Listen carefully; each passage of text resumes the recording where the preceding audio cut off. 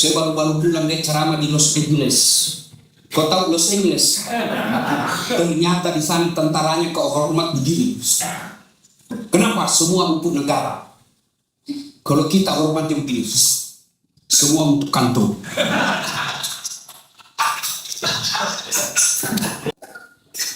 Ayo Bu, ini yang banyak-banyak emasnya saya lihat. Bu, kalau ibu-ibu istri menteri, ibu epsilon, orang-orang kaya, selalu saya bilang sama Makassar ibu-ibu yang kaya, ibu-ibu yang kaya tidak usah pakai yang asli. Kenapa? Biar palsu orang juga percaya asli. Terus yang palsu ibu pakai asli, bawa anak yatim yang lagi sekolah seperti tadi. Itulah harta yang kita miliki. Lalu saya bilang, ibu-ibu juga yang miskin, tidak usah kau pakai yang asli. Biar asli orang tidak percaya. Itu. Lebih baik pakai aja yang palsu, asli, bawa ke kuburanmu lebih dulu ke anak yatim piatu. You understand? Sedekah. Ustaz, kami kan miskin. Sedekah tidak selalu duit. Sedekah apa? Sedekah dengan ilmu yang bermanfaat. Sedekahnya Pak Kiai sekarang adalah bagaimana membuat aturan-aturan supaya pendidikan dasar menengah bisa terlaksana dengan baik. Itu sedekah. Sedekahnya kita pegawai di sini datanglah efektif, efisien, bekerja dengan baik. Itulah sedekah kita. Sedekah tidak selalu duit, bahkan senyum sekalipun itu sedekah. Jadi kalau Bapak tidak bisa sedekah dengan duit, sedekah dengan senyum. Apa itu senyum? Kemaslahatan. Apa itu senyum? Ketentraman. Itulah yang disebut ciptakan yang Islam rahmatan lil alamin. Heran kita sedekah tidak duit. Nggak pernah datang berjamaah. Ngomel aja. Sedekahlah dengan ilmumu. Kan saya selalu digoreng itu sama ustadz-ustadz yang sebelah. Saya bilang ustadz tidak sunnah. Kenapa kau bilang saya ustadz tidak sunnah? Dan buktinya kau tidak pelihara jenggot. Kau bicara maulid sunnah-sunnah. Kenapa kau tidak pelihara jenggot? Saya bilang mau di apa kalau tidak butuh bu? Cemen tuh men. Ayo bu, sedekah. Sedekah kita ilmu. Sedekahnya kita para pegawai kerja yang baik. Itu sedekah.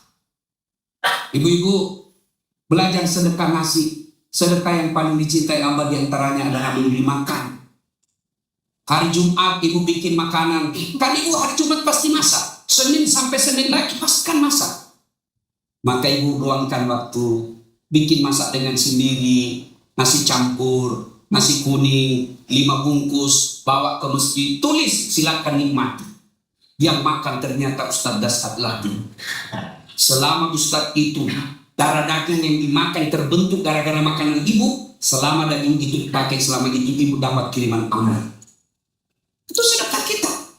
Maka sedekah tidak mesti duit. Sedekah adik-adik sekalian. Kalau Anda mau sukses, sedekah, jangan pelit. Tidak ada orang bangkrut gara-gara sedekah. Tolong carikan, Bapak pernah dengarkan di medsos, ada orang bangkrut gara-gara dermawan. Tidak ada itu. Yang bangkrut gara-gara pilkada. Yang bangkrut gara-gara pilcaleg. Yang bangkrut gara-gara selingkuh. Tidak ada orang bangkrut gara-gara sedekah. Adik-adik, bersedekah. Jangan tunggu kaya. Kalau tidak kaya wafat, tak ada sedekah kita. Saya mau tanya ibu. Halo ibu. Bu, kalau ibu meninggal siapa yang pakai emas ibu? Bukan anak bu, istri kedua. Kawin lagi suami ibu. Waktu ibu berdiri, tidak terlalu cepat ketinggalkan saya. Dia ambillah cincin kawinnya. Udah mau keluar, dia kasih sabun. Sudah itu diambil lagi kalungnya. Ini saya waktu kita udah tahu pernikahan 25. Diambil lagi gelangnya. Ini waktu umroh saya belikan kau gelang Dubai. Terakhir gigi palsu pun dia buka. Sudah itu dia bungkus lagi. Dia bungkus sambil menangis dimasukkan dalam lelaci. Istriku tersayang, kenapa cepat sekali kau tinggalkan ini emas timpan? 3 bulan kemudian dia reunian alumni SMA. Ketemu temannya yang janda. Cinta lama bersemi kembali. Akhirnya itu emas yang dia simpan dalam laci, dia pulang bersiul-siul. Dia ambil itu emasnya, lalu dia bawa ke mantannya. Dek, ambil sudah mati yang punya.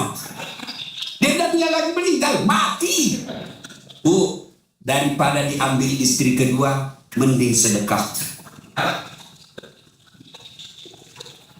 Pak Menteri, dia dengar ceramah saya di Bapak Nece istri saya. Dia bilang, jadi kalau saya duluan meninggal, Ustaz kamu lagi. Saya perlu dia, baru saya bilang, sayangku, kau dengar baik-baik ya. Jangankan kau meninggal, masih hidup saja kau sekarang, saya selalu berpikir kawin lagi. Apalagi kalau kau sudah mati.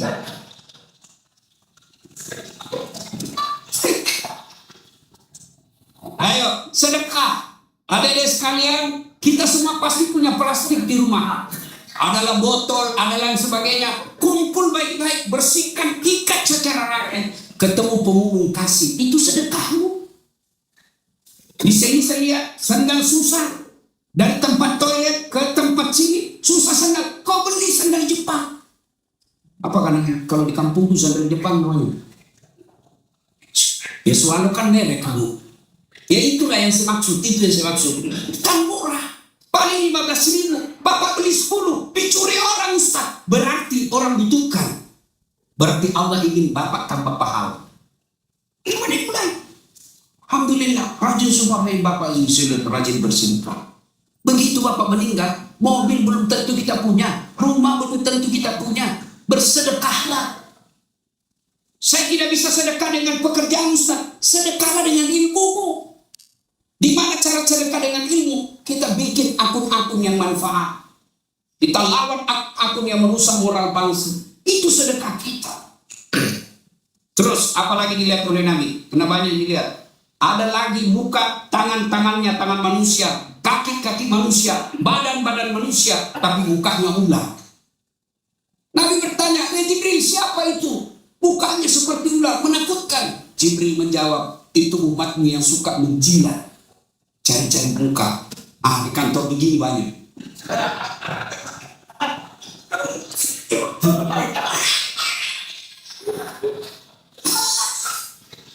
Saya kalau kenapa Allah milih? Saya katakan tadi banyak karakter jahat, tapi kenapa Allah pilih ini penjilat? Salah satu contohnya karena merusak negara dengan sistem ini penjilat.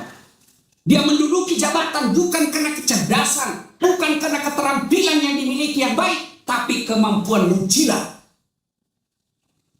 Cari-cari muka, bukan tukang foto ya. Yang tukang foto kan pas cari muka, Pak masih cari pantat. Tapi manusia penjilat, Pak, pantat dia cari. Biar salah kita bela. Penjilat itu namanya, Pak. Hati-hati ya, Dedek. Kalian mau dapat jabatan, gak usah kau menjilat sama Pak Menteri. Biar Pak Menteri senang sama kamu. Kalau istri beliau tidak senang, susah urusanmu. Kalau ibu-ibu sudah bilang, saya tidak mau lihat itu anak buahmu, lagi itu enggak. Daripada cari muka, mending apa? Kita sedekah, kita sholat hajat. Kalau sudah sholat hajat, prestasi baik, tes jabatan tidak diterima, berarti bukan itu yang terbaik. Tes lagi tahun depan, tidak lagi. Begitu cara Allah menghalangi kita. Jangan bersangka buruk ketika berdoa, sangka baik. Contoh ya, pentingnya sangka baik. Anggaplah saya berdoa hari ini, ya Allah berikan saya private jet, supaya saya bebas ceramah kiri kanan. Ya Allah berikan saya pesawat pribadi. Tiba-tiba minggu depan Allah kabulkan. Pusing kan? Di mana mau saya parkir? Iya toh? Di mana saya cari pramugari ini? Bagaimana kaptennya? Bagaimana akturnya? Jadi jangan sangka buruk. Ketika kau sudah ikuti jenjangnya, bagus kariermu, kau ikuti semua tahap demi tahap, lalu kau ikut tes tidak terkabul, percaya bukan itu yang terbaik buat kau. Saya tamat SMA, dek, daftar tentara.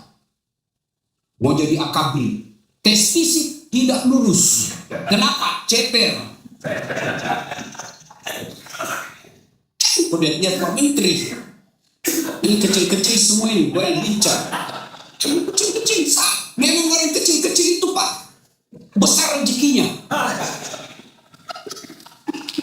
Waktu itu saya protes kepada Allah. Ya Allah, kenapa kau tidak kasih lulus saya? Saya mau jadi tentara, kau tidak rugi jadi Tuhan kalau saya jadi tentara. Allah tahu, ternyata teman saya yang lulus waktu itu, dia sekarang AKBP 2 bunga. Tugas di Polda Subang, reserse itu pakai baret merah.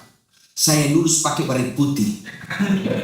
Alhamdulillah dengan baret putih yang saya pakai, mulai baret merah sampai baret hitam saya ceramai semua.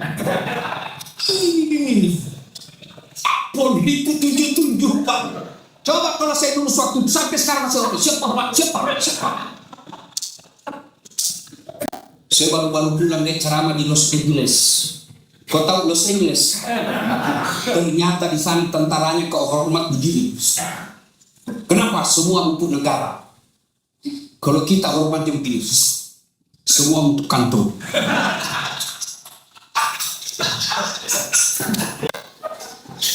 Ayo,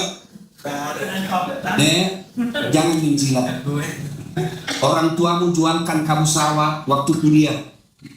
Orang tuamu jualkan kamu warisan supaya kau jadi sarjana terhormat. Lalu kau rendahkan dirimu dengan jilat-jilat. Rugi sekolah tinggi-tinggi. Tegaklah berdiri di kakimu dengan kepala terhormat karena kau punya kemampuan. Kalau kau tidak diakomodir, percaya bukan itu tempatmu yang terbaik. 3, apalagi dilihat Nabi. Ada lagi Nabi lihat manusia yang kukunya terbuat dari tembaga api neraka. Dia cakar di kaki, sakit, tapi dia cakar hidung, sakit, tapi dia cakar. Dia cakar sampai perutnya keluar isi usus-ususnya. Lalu dia makan bangkai orang mati di depan. Jibril, siapa pula itu? Dia tahu sakit tapi dia cakar. Dia tahu bangkai tapi dia makan. Siapa dia Jibril? Jibril menjawab, itu umatmu yang suka menyebarkan hoax, fitnah dan berita kebencian. Hati-hati. Mengeritik boleh, tapi tidak boleh menghina. Mengeritik itu boleh dalam Islam. Mana buktinya? Ketika imam salah, boleh tidak dikritik? Boleh tidak? Boleh. Imam mestinya sujud, dia pergi ruku. Boleh ditegur? Boleh. Caranya bukan kau tendang patah imam. Beli-beli ini. Batal sholatmu. Iya. Allahu Akbar. Imam kau langsung bilang, beli-beli. Batal sholatmu. Tapi bagaimana ketika tegur imam? Subhanallah, Maha Suci Allah. Itu pendidikan bermasyarakat. Imam salah, wajar, manusiawi. Presiden salah, wajar. Jangankan seorang presiden memimpin dari Sabang sampai Merauke. Dalam rumah tangga saja anak kita 2, repot Pak. Satu mau nyala kalau tidur lampu. Satu tidak mau kalau nyala. Dia bilang kalau nyala lampu Pak kayak ada udah di mataku. Yang satu bilang kalau mati lampu kayak saya dalam kubur Pak. Itu baru 2 itu anakmu. Bagaimana seorang presiden? Ada partai pencari muka, ada partai ini. Pastilah kritik boleh, tapi dalam koridor. Subhanallah. Heran saya Pak, kenapa sekarang ada normalisasi? Seolah-olah kita normalkan, seolah-olah hal biasa ketika kita mengucapkan binatang-binatang ketika memaki. Maka tadi saya bilang sama Pak Menteri, perlu dipikirkan kembali pendidikan moral Pancasila.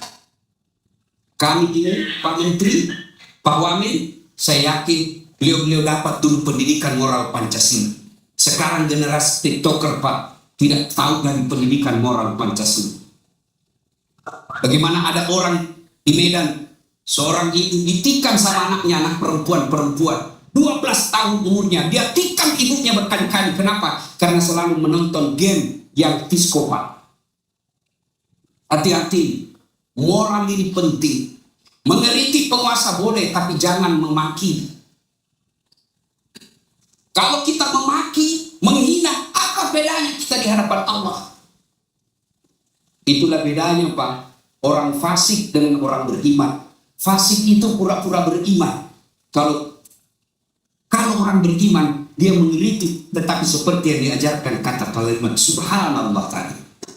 Maka hati-hati, ibu-ibu, calon presidennya kalah, move on.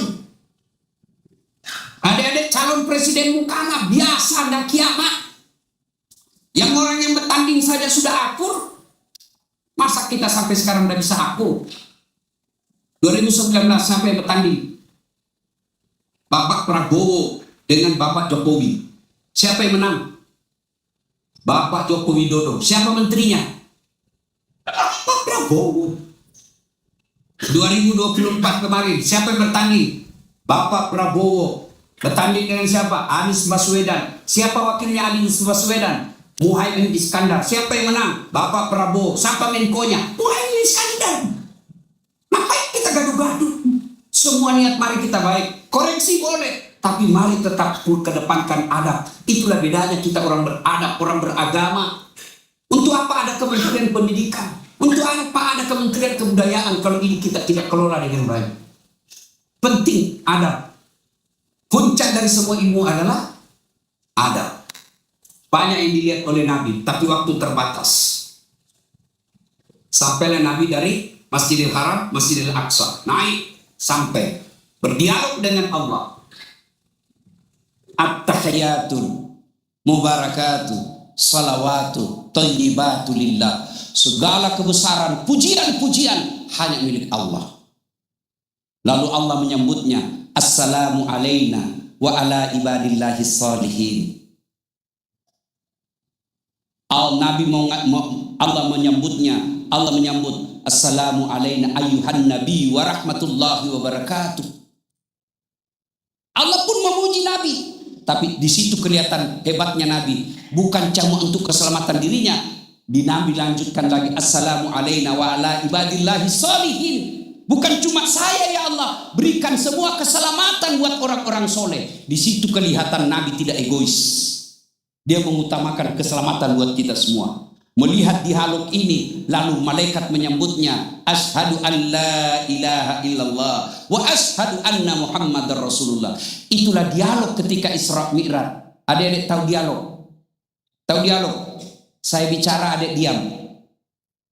Adik bicara, saya diam. Itu namanya dialog.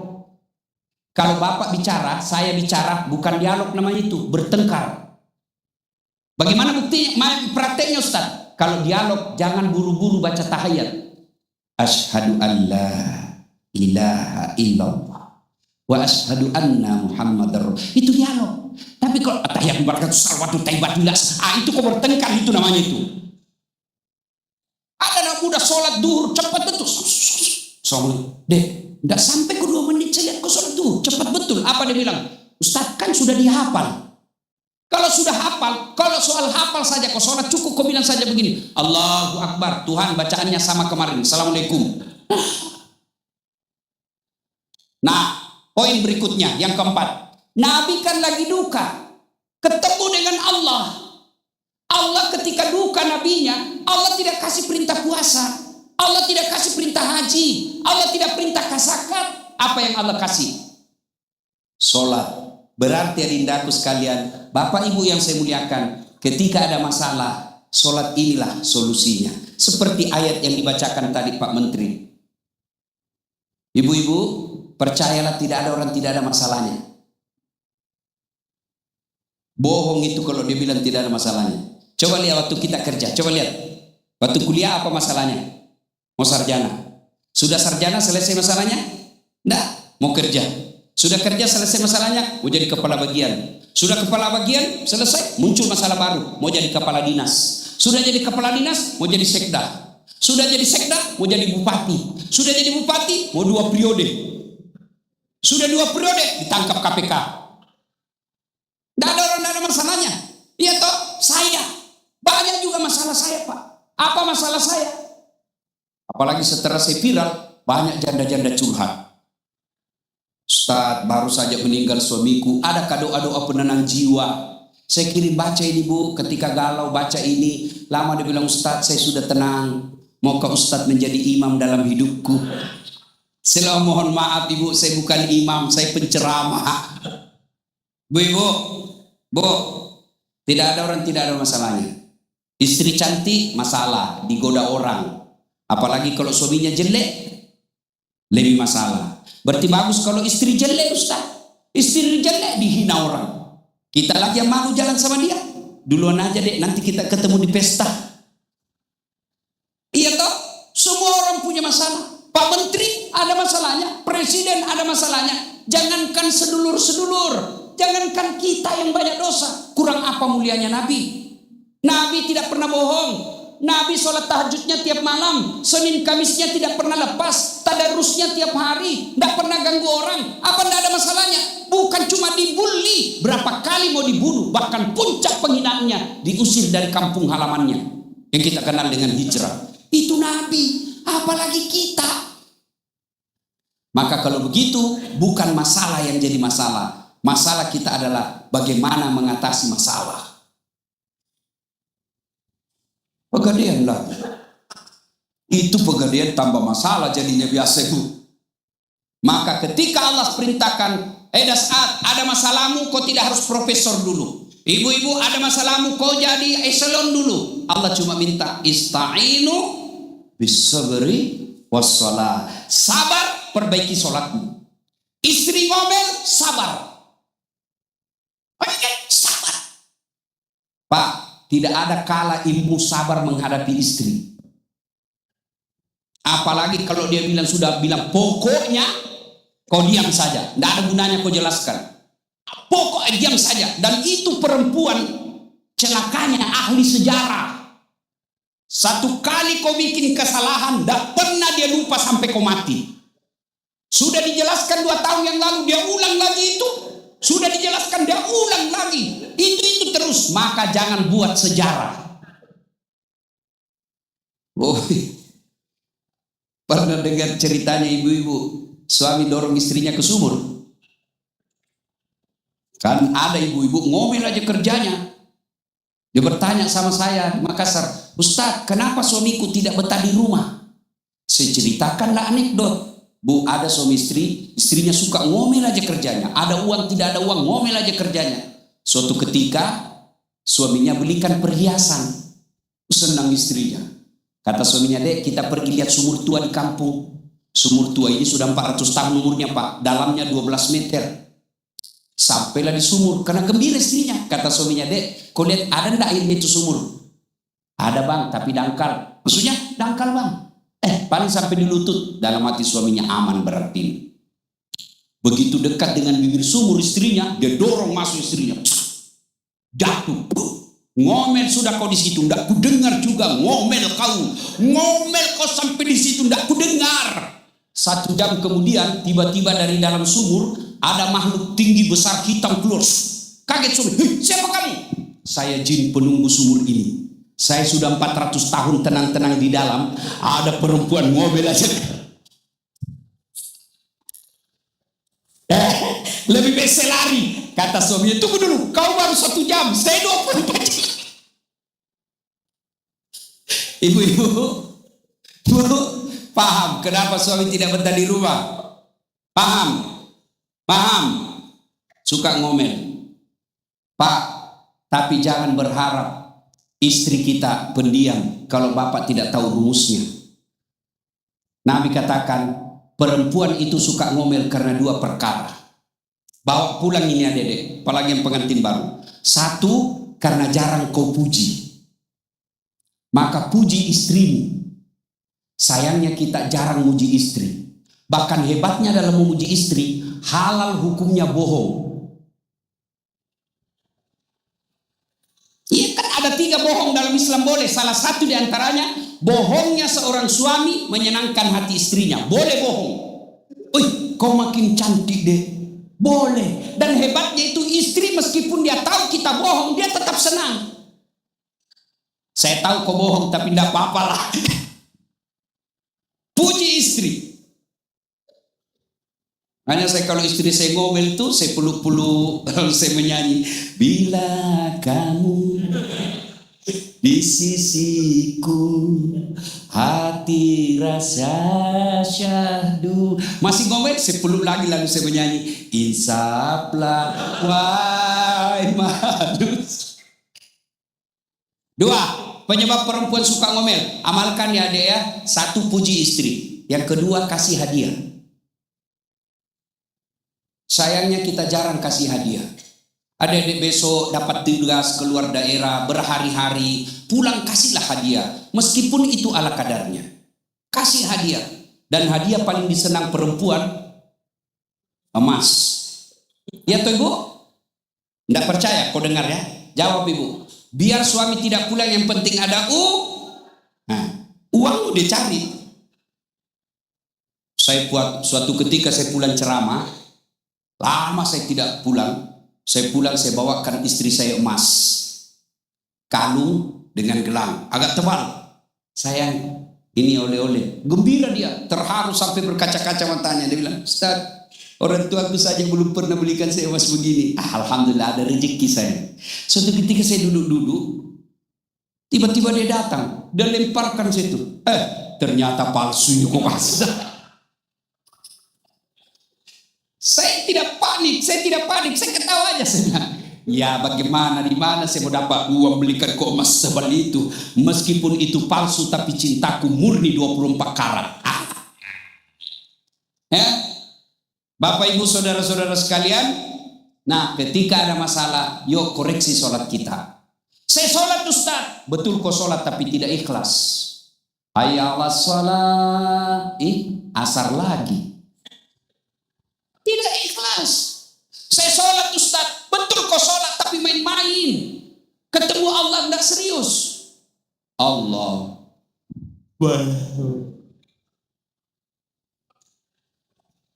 Siratal ladzina Kau ketawa karena kau semua pelakunya tuh. Sholat tidak. Saya biasa heran lihat orang sholat, kok ketemu Allah begitu. Oh. Ada juga kayak ditiup angin. Kalau begini cara sholatnya mas, pantas 30 tahun kau sholat kau tidak bisa lepas dari kredit. Kenapa? Tidak ada susahnya bagi Allah perbaiki hidup kita ini. Kalau mau baik dunia deh, sholat disempurnakan. Saya kasih contoh. Saya akrab dengan Pak Menteri sebagai guru saya. Saya datang ke Jakarta. Assalamualaikum Pak Kiai. Ya Ustaz, saya lagi di Jakarta ini mau keliling-keliling, tapi tidak ada mobil saya Pak Kiai. Pak Kiai telepon ajudan. Ajudan, siap Pak Menteri. Itu ada Ustaz Dasad di bandara. Tolong kau bawakan mobil, full tangki, sopir, jangan lupa kasih pembeli hadiah. Contoh. Ini sentimen sekali. Contoh. 30 menit kemudian datang ajudan. Bawa mobil dengan lengkap, ada juga pembeli hadiahnya. Contoh, Pak Ustadz, anak kiriman dari Pak Menteri. Selesai urusan saya soal menteri mobil. Kenapa? Saya akrab sama yang punya mobil. Sebaliknya, tidak pernah ketemu, tidak pernah kelihatan, tidak pernah tahu, tidak pernah lihat muka, tidak pernah dengar nama. Telepon datang dari Sulawesi. Tapi Pak Menteri, Assalamualaikum, saya lagi di bandara, tolong pinjam mobilnya. Siapa ditelepon Pak Menteri? Kapolres. Telepon, tangkap itu. Tukang tipu itu. Tidak pernah sih kenal pinjam mobil, pasti tukang tipu. Begitu juga dalam hidup ini. Kalian muslim, tapi tidak pernah datang sholat. Sholatnya ke masjid hanya hari Jumat. Itu pun paling terlambat datang, paling cepat pulang. Orang khutbah kau tidur. Begitu ada masalahmu, ya Allah capek saya sudah hadapi hidup ini, ya Allah capek saya, ya Allah. Allah berfirman, malaikat karena sudah capek cabut nyawanya. Perbaiki sholat. Tidak ada susahnya bagi Allah berikan kita. Maka makna terpenting dari Isra Mi'raj sesungguhnya adalah sholat. Saya sudah sholat Ustaz. Jangan puas sampai di situ. Hidupkan salat jamaah. Alhamdulillah tadi saya sholat duhur. Wah, Masya Allah. Pak, kalau Bapak sholat 5 waktu, selalu di masjid, Bapak tidak pernah ganggu orang. Kerja dengan disiplin. Tupoksinya dilaksanakan. Bapak kemudian tidak pernah ganggu orang. Apa alasan Allah tidak mengabulkan doa kita? Yang orang jahat saja Allah kasih, masa kita yang taat tidak dikasih? Dan kalau tidak dikasih, aku yakin yang kita minta tidak baik. Maka saudara-saudara sekalian, perbaiki sholat. Karena Isra Mi'raj itu hadiah terendingnya adalah menunaikan ibadah sholat.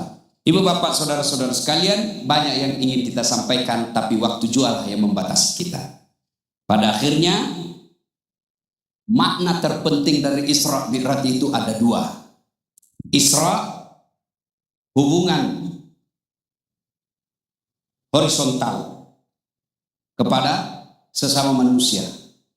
Hubungan kepada sesama manusia dikunci oleh Nabi dengan sebuah hadis, Hairun nas anfa'uhum linnas. Sebaik-baik manusia di antara kalian adalah yang paling banyak manfaatnya buat orang lain. Sepertinya rugi kita sholat berjamaah, tapi nilai-nilai sholat jamaah kita tidak terapkan dalam kehidupan sehari-hari. Nilai yang kedua adalah hubungan vertikal kepada Allah Subhanahu wa taala. Itu berarti bahwa sandaran utama kita setelah usaha dan lain sebagainya dilakukan, maka jangan putus hubungan kepada Allah yang kita kenal dengan istilah hablum minallah, hablum minan nas. Mudah-mudahan ada manfaat, lebih dan kurangnya mohon dimaafkan. Sebelum kita akhiri, mari kita berdoa kepada Allah Subhanahu wa taala. Kita awali dengan mengirimkan suratul Fatihah kepada Rasulullah Muhammad sallallahu alaihi wasallam. Khasiat dan keutamaannya kita ikhlaskan untuk orang tua kita masing-masing, baik yang sehat walafiat, terutamanya yang sakit, terutamanya lagi yang dalam keadaan sudah alam kubur. Ila hadratin Nabi Mustafa Muhammad sallallahu alaihi wasallam, summa khususil ruhil, silakan sebut masing-masing. Al-Fatihah.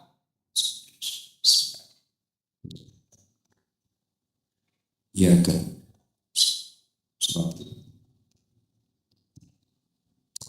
Amin. Allahumma ghfir lil mu'minina wal mu'minat wal muslimina wal muslimat al ahya'i minhum wal amwat innaka sami'un qaribun mujibud da'wat wa kadiyal hajat. Ya Allah, Zat yang Maha membalas, balaslah segala kebaikan orang-orang yang telah mewakafkan waktu, harta dan ilmunya untuk acara ini. Angkat harkat dan martabatnya, wujudkan cita-citanya, bahagiakan keluarganya, dan jika kelak menghadap kepadamu, hadapkan dalam iman. Ya Allah, ya Rabbi, ya Karim, di kantor ini, di kementerian ini kami mencari nafkah dan memperbaiki karir. Ya Allah, perbaiki karir kami ya Allah. Jika rezeki kami masih di atas langit, turunkan. Jika masih dalam tanah, munculkan. Jika masih jauh, dekatkan. Jika masih sedikit, cukupkan. Dan yang lebih penting ya Allah, berkahkan. Ya Allah, ya Rabbi, ya Karim, Zat beri hidayah. Berikan hidayah kepada kami semua ya Allah. Jangan kau biarkan kami larut dalam dosa dan maksiat. Ampuni dosa dan kesalahan kami ya Allah. Kami kemana lagi mohon ampun kecuali kepadamu. Karenanya dengarkan dan kabulkan doa kami. Rabbana la tuzigh qulubana ba'da idh hadaitana wa hab lana min ladunka rahmah innaka antal wahhab. Rabbana atina fid dunya hasanah wa fil akhirati hasanah wa qina adzabannar. Subhana rabbika rabbil izzati amma yasifun wa salamun alal mursalin walhamdulillahi rabbil alamin. Terima kasih. Nun wal kalam yasturun billahi fi sabilil haq. Assalamualaikum warahmatullahi wabarakatuh.